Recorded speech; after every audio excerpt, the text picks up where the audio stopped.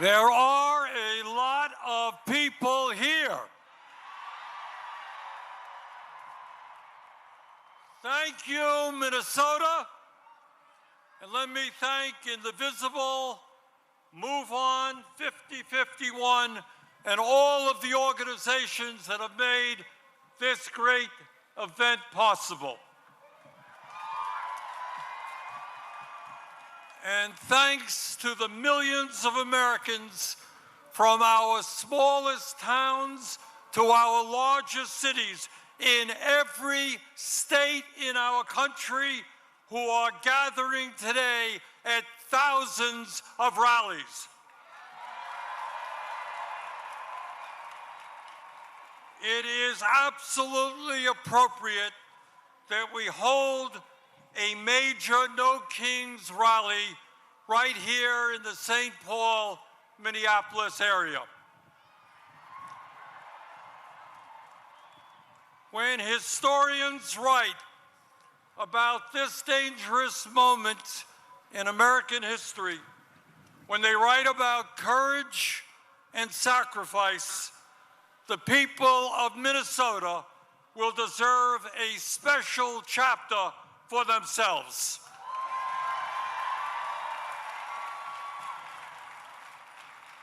In the face of unprecedented occupation of this city by ICE, Trump's domestic army, this community stood up and with extraordinary solidarity fought back and won.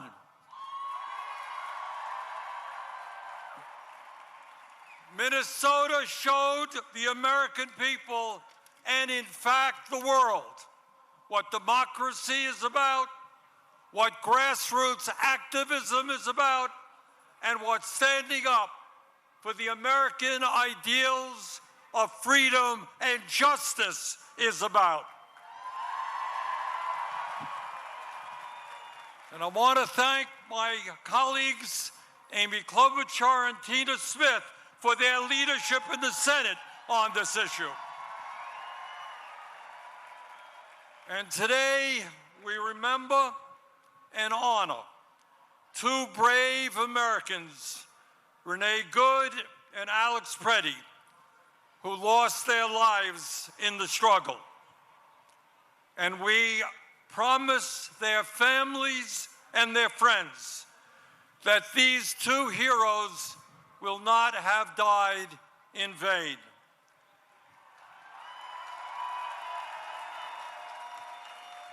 Their sacrifice has inspired and will continue to inspire the American people in the never-ending struggle for justice.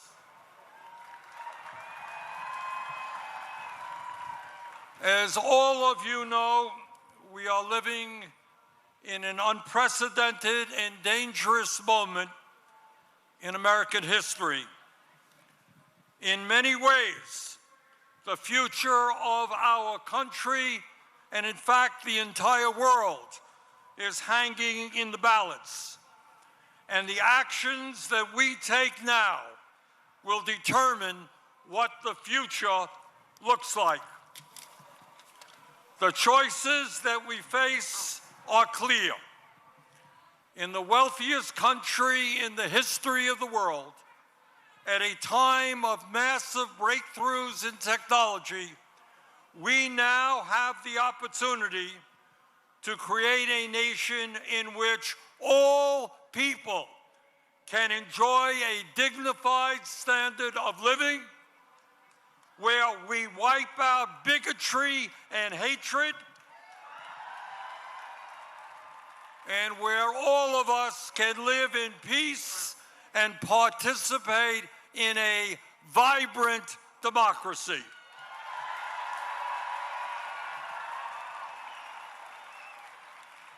Where the foundation of our nation is built on love, compassion, human solidarity, and an understanding. As your great former senator, the late Paul Wellstone, said, We all do better when we all do better.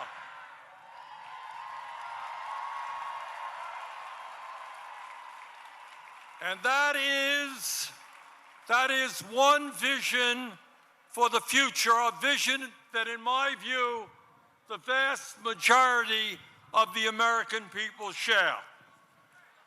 But there is another vision out there as well, a darker vision. It is a vision which says that we must give up on democracy, that we are too stupid and inept to govern ourselves, and that we must put more and more power into the hands of one man. It is a vision that says we should accept an economy in which a handful of oligarchs have unbelievable wealth, while the vast majority of our people struggle to put food on the table. It is a vision that says that the only thing that matters in life is the accumulation of money and power. And that it is okay if we lie, cheat, and steal to achieve those goals. It is a vision which says that we must hate each other because of where we were born. Hate each other because of a different language that someone speaks. Hate each other because of the differences in the color of our skin, or our religion, or our sexual orientation.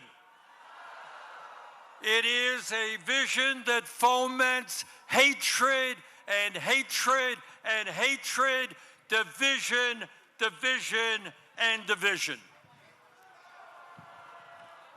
It is an Orwellian vision which says that we must live in a constant state of fear, that we must always have an enemy, and that we must always be at war.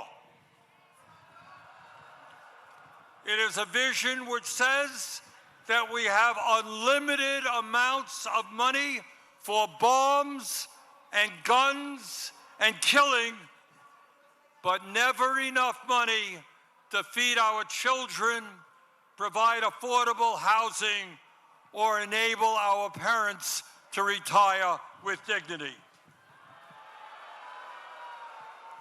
Today, here in Minnesota, in Vermont, and in every state in the country, we say loudly and proudly that as Americans, we will never forsake our heritage.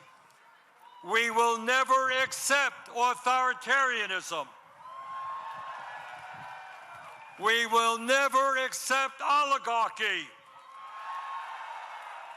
And we will never accept a president who is a pathological liar,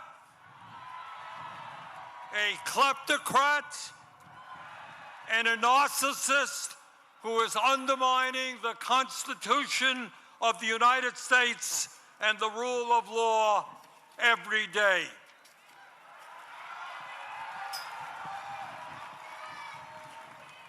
We will never accept government policy that gives massive tax breaks to billionaires, throws 15 million Americans off the health care they have, breaks unions, denies women the right to control their own bodies, and is pushing the planet closer and closer to a climate crisis. In the last year, I must confess, I've been thinking a lot about American history, about the men and women in 1776, who, with unbelievable courage, announced to the world that they would no longer be ruled by the King of England, who had absolute power over their lives. These patriots demanded freedom, and they fought a bloody revolutionary war against the most powerful military in the world to achieve that freedom. And they won.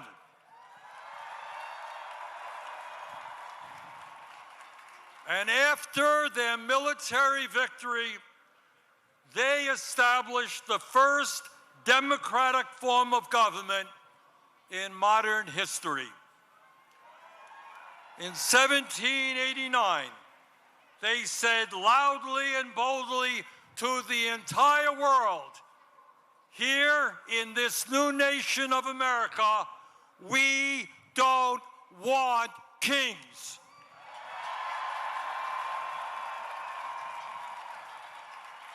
And let us never forget the extraordinary and powerful words they left to us. Quote, "We hold these truths to be self-evident, that all men are created equal and they are endowed by their Creator with certain unalienable rights, that among these are life, liberty, and the pursuit of happiness."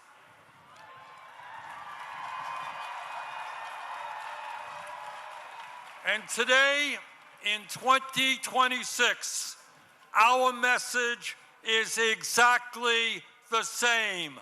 No more kings. We will not allow this country to descend into authoritarianism or oligarchy.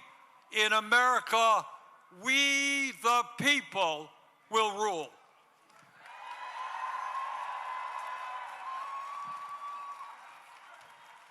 But let us be clear. This moment is not just about one man's greed, one man's corruption, or one man's contempt for our Constitution. This is about a handful of the wealthiest people on earth who, in their insatiable greed, have taken over our economy, have taken over our political system, have taken over our media in order to enrich themselves at the expense of the working families of our country. Brothers and sisters, never before in American history have so few had so much wealth and so much power. Never before in American history has there been such extreme levels of income and wealth inequality, with the top 1% now owning, if you can believe it, more wealth than the bottom 93%.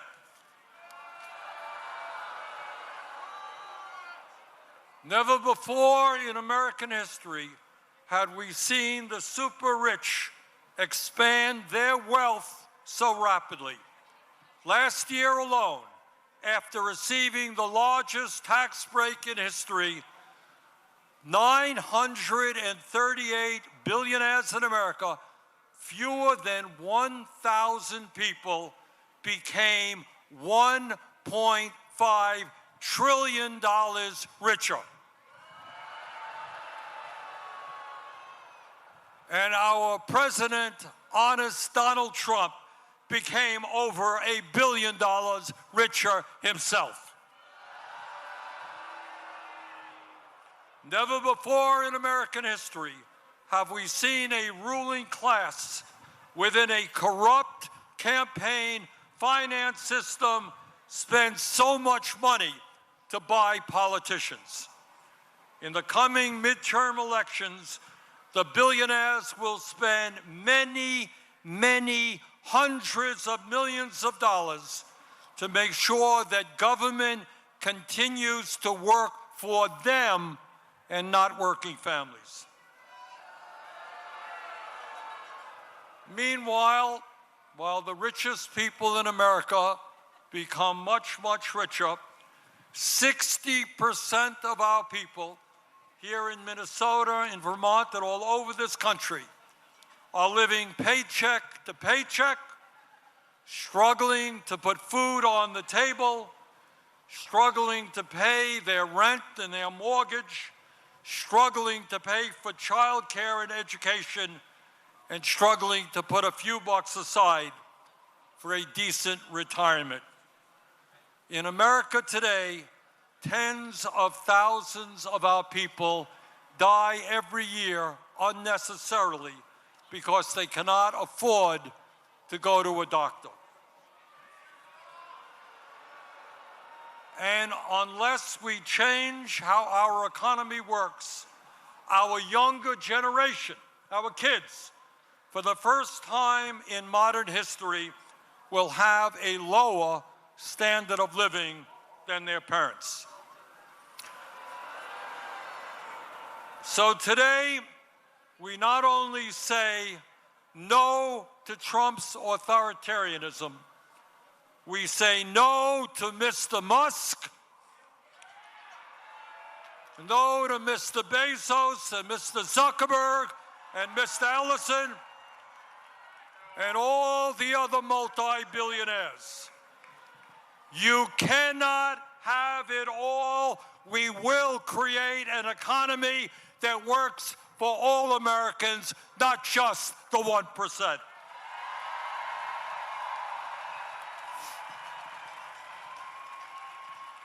Brothers and sisters, it is not just the authoritarianism of the Trump administration that we must combat. It is not just the oligarchs and their insatiable greed that we must combat.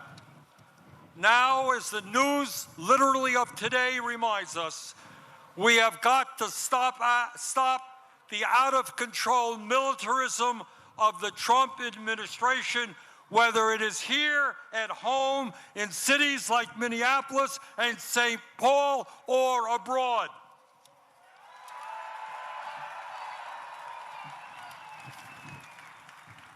Let us be honest.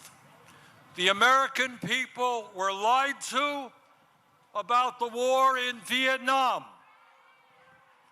We were lied to about the war in Iraq. And we are being lied to today about the war in Iran. This war must end immediately.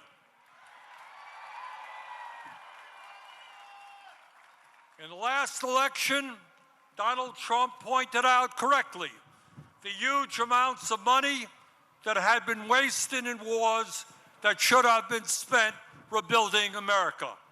He campaigned as a peace candidate, and he promised no more forever wars. He lied. 1 month ago, Trump and his partner, Israeli Prime Minister Benjamin Netanyahu, started a war with Iran. This war is unconstitutional. Trump did not seek or receive authorization from Congress. This war is a violation of international law. One sovereign nation cannot simply go about attacking another sovereign nation for any reason it chooses.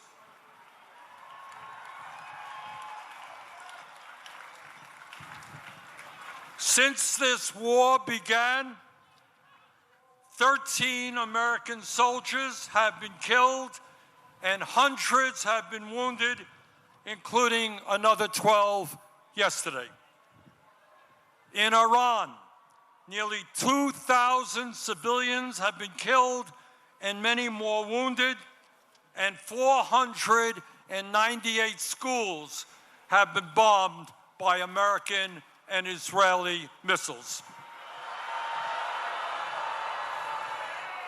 In Lebanon, more than 1,000 people are dead, and more than 1 million Lebanese people, 15% of their population, have been displaced from their homes. In Israel, 20 people have been killed and over 5,000 wounded. In the West Bank, Israeli vigilantes are burning down homes and killing Palestinians. At a time when gas prices are soaring, when many Americans cannot afford the basic necessities of life, it is estimated that this war has already cost $1 trillion.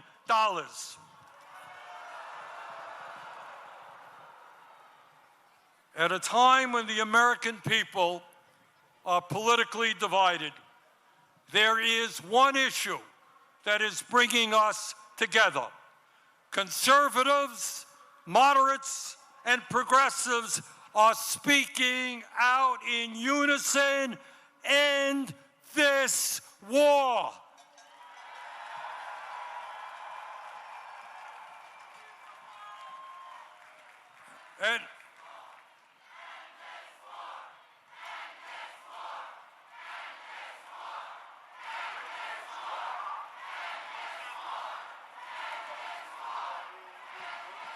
And as a U.S. Senator, I want to just mention to you about what I intend to do about it. First, we have got to make sure that Congress does not send another $200 billion to fight this war. Trump's supplemental appropriation for the war in Iran must be defeated. Secondly, I will be forcing a vote in the Senate on legislation to block the sale of nearly $1 billion in weapons to the Israeli military for bombs and bulldozers.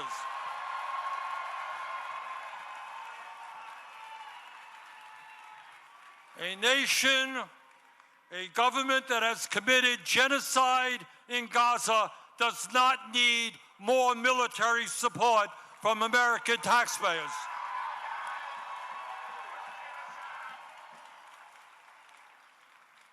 My fellow Americans, we are all proud to live in a country which throughout our history has inspired people throughout the world to struggle for freedom, for democracy, and justice.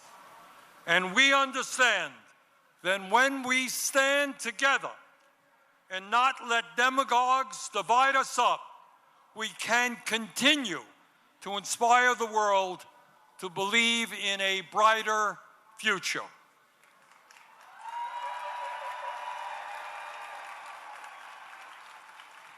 Yes, we can create a vibrant democracy by ending Citizens United and not allow billionaires to buy elections.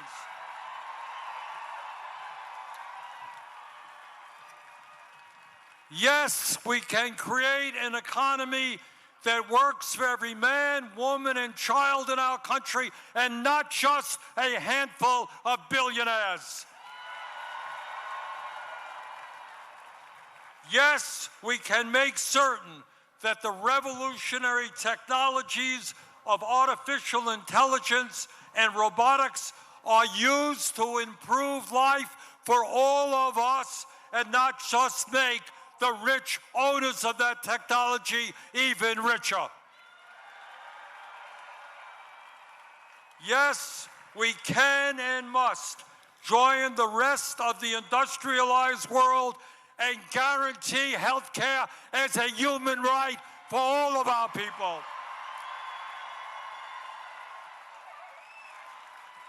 Yes, instead of spending $1 trillion a year on the military, we can wipe out homelessness and build millions of units of low-income and affordable housing. Yes, in the richest country on earth, we can have the best public educational system in the world, tuition-free from childcare to graduate school. Yes, we can expand Social Security and radically improve our pension system so that every senior in America can retire with dignity. Yes, we can raise the minimum wage to a living wage and guarantee every worker the right to join a union. Yes, we can guarantee that every woman in this country has the right to control her own body.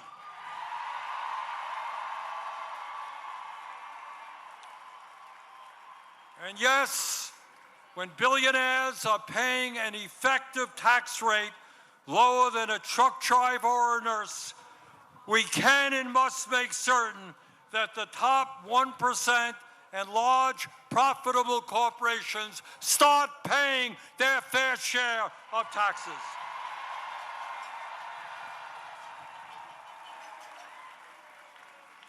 My fellow Americans, the establishment, including the corporate media and many of my colleagues in Congress, want you to believe that you are powerless.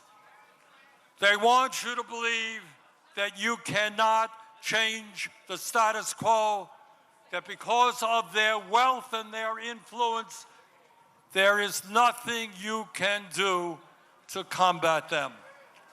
But that is a lie. Throughout the history of our country, when Americans have stood up and fought for justice, they have prevailed. The founders of our country did it when they stood up to King George. The abolitionists did it when they ended slavery.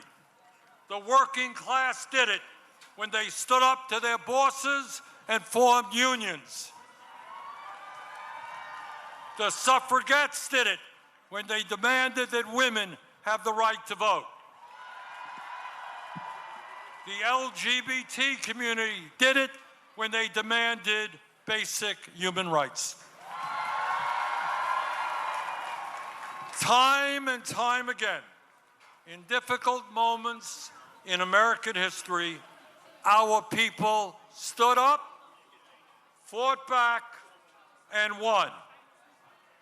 They did it then, we can and will do it now.